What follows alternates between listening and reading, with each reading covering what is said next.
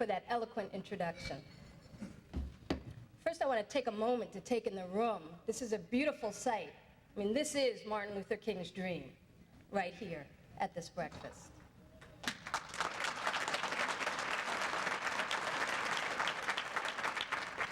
I must say, I am proud to be a resident of Franklin Township and a Pine Grove Manor parent. I am also proud to be a partner in a practice that serves this community. First and foremost, I give honor and glory to God because it's only because of His grace that I am blessed to stand and speak before you today. Amen. I want to acknowledge my family, many of whom are sitting at this table over here. My husband Keith, my daughter Lauren, my mother, my aunt, and my cousins. Family is extremely important to me. My family has played an instrumental role in my success. Furthermore, I want to acknowledge my pastor, the Reverend Dr. Buster Soares, who is an inspiration. And I want to acknowledge my First Baptist Church of Lincoln Gardens family.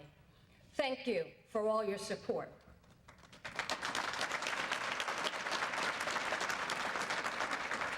I also want to acknowledge my sorority sisters of Alpha Kappa Alpha sorority for their support, because they are also instrumental in my success.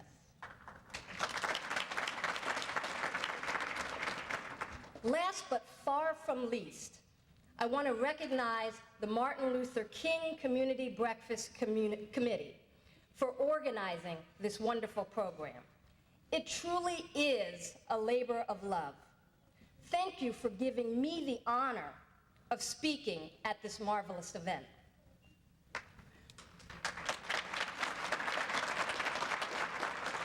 To Mayor Levine, the members of the Town Council, and distinguished friends and guests, thank you for being here. You could have chosen to be somewhere else on this national holiday, but you chose to be here at the Doubletree Hotel, celebrating the life of Dr. Martin Luther King, Jr. It's an honor and a privilege for me to speak at this event. Often, I am astounded after hearing people read my biography, because it seems like only yesterday, when I was just a small, quiet little girl raised by my mother and grandmother in Rutherford, New Jersey. Picture me as a child. I get my first pair of glasses in the first grade, and I'm extremely shy. I don't like to talk in front of large groups because I'm afraid to say the wrong thing or look silly. I raise my hand in class or choose to speak only when I know the answer is absolutely right or if my comment won't be criticized. I hate to admit it, but back then people might have referred to me as a bookworm, a nerd, or a geek. And look at me now, speaking in front of all of you.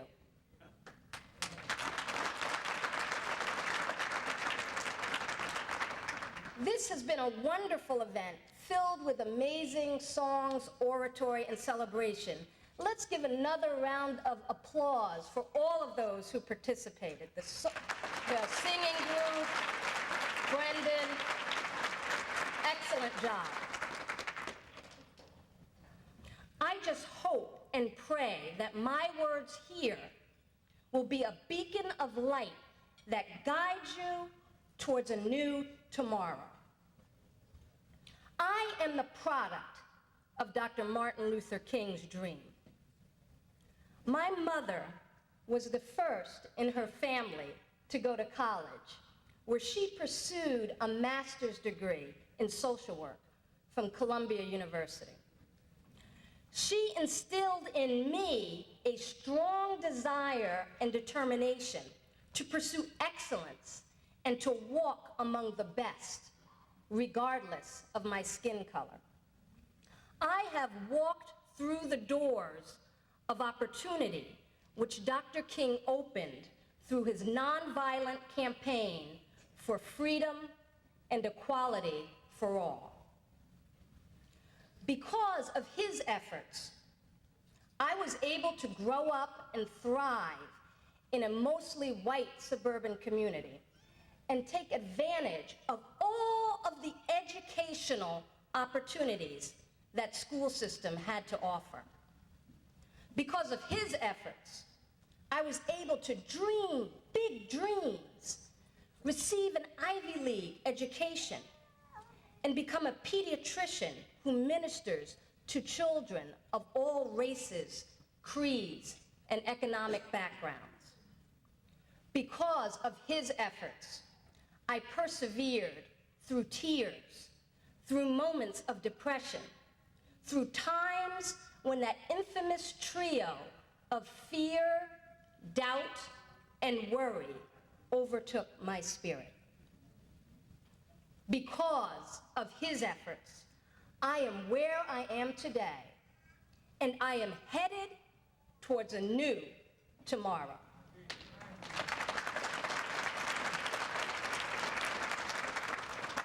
Now, I would like to spend a little time talking about Dr. King's dream. Today, I would like to focus on the character, or shall I say, the quality of his dream. Now, there are many definitions of the word dream. In the 4th edition of Webster's New World Collegiate Dictionary, a dream is defined as a sequence of sensations, images, thoughts passing through a sleeping person's mind, a fantasy, or a fond hope or aspiration. I'm going to assert here that for the most part, many of us operate on this level when we dream. When we dream about our futures, our goals, our aspirations, we think of our dreams as unachievable pipe dreams or fantasies, hopes, or wishes. We say to ourselves, well, that would be nice, but that's virtually impossible. Often we talk ourselves out of it by telling ourselves that we have to be more realistic, that we don't have the skills or the resources or the talent. We let other people, including family and friends, talk us out of pursuing our aspirations. We let their fears and doubts become ours. As a result, many of us have abandoned our dreams, and even worse, many of us have abandoned dreaming altogether.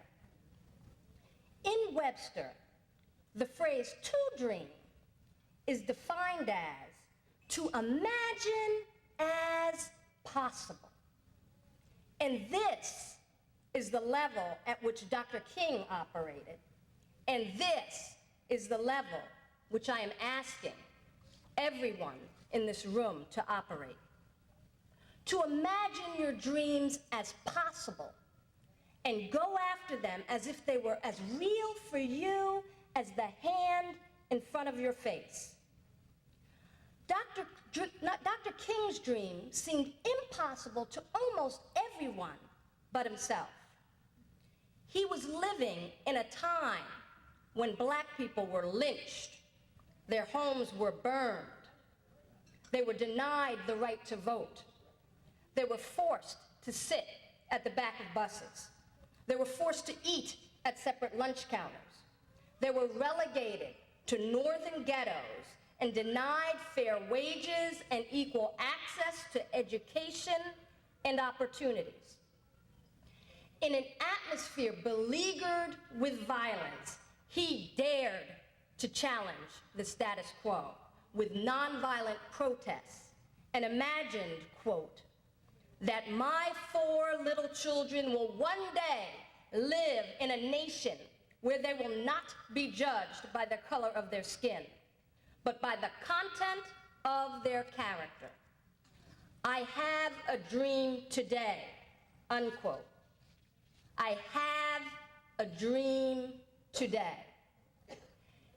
He dreamed not for tomorrow, but dreamed and acted upon his dream as if it were going to be achieved right there and then on the spot. This was no pipe dream. It was real. And Dr. King may not have known how it was possible, but he knew it was possible.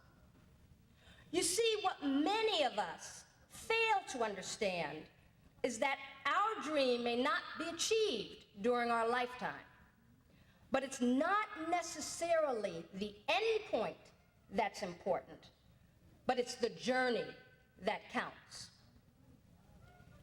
In his final address on April 3rd, 1968, Dr. King sums this up by saying, quote, "In the final analysis, God does not judge us by the separate incidents or the separate mistakes that we make, but by the total bent of our lives. In the final analysis, God knows that his children are weak and they are frail. In the final analysis, what God requires is that your heart is right." And the question I want to raise with you, is your heart right? If your heart isn't right, fix it up today. Get God to fix it up. Get somebody to be able to say about you, he may not have reached the highest height. He may not have realized all of his dreams, but he tried. Wow, great. Isn't that a wonderful thing for somebody to say about you? He tried to be a good man. He tried to be a just man. He tried to be an honest man. His heart was in the right place, unquote. So, my friends, dream impossible dreams, but live into them as if they are possible, and your lives will be richly blessed, and you will richly bless the lives of others. Dream dreams of Franklin Township becoming an extraordinary community, which is a model for all the communities in the state. Dream dreams for young and old, rich and poor, working together for the common good of the entire community. Dream dreams of racial harmony and peace on earth. Dream dreams of a day when we see past our differences and recognize our sameness as human beings and connect with each other, spirit to spirit, soul to soul. Dream dreams. Thank you.